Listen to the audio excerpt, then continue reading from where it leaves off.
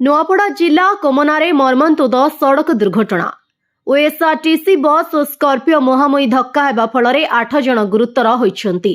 कोमना थाना अंतर्गत 353 नंबर जातीय राजपथरे एही दुर्घटना घटिछि। गुरुतर मानंकु उद्धार करी जिला मुख्य चिकित्सालय भर्ती करा जाइछि।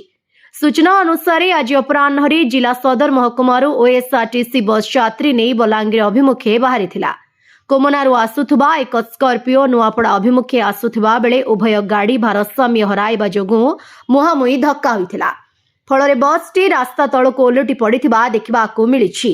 दुर्घटनारे 8 जण गुरुतर होइथिबा बेले समस्तंकु जिला मुख्य चिकित्सालय भर्ती करा जाइछि। एही 8 जण आहतंक शरीरर विभिन्न स्थान रे क्षत होइछि। 353 नंबर जातीय राजपथरे दिनकु दिन दुर्घटना वृद्धि पाउथबा बेले एहाकु रोकिबा पई पदक्षेप नेबा जरूरी होई पड़िछि। नुआपड़ा जिल्लारू जगन्नाथ सागर को रिपोर्ट, ओडिशा हाइलाइट समाचार।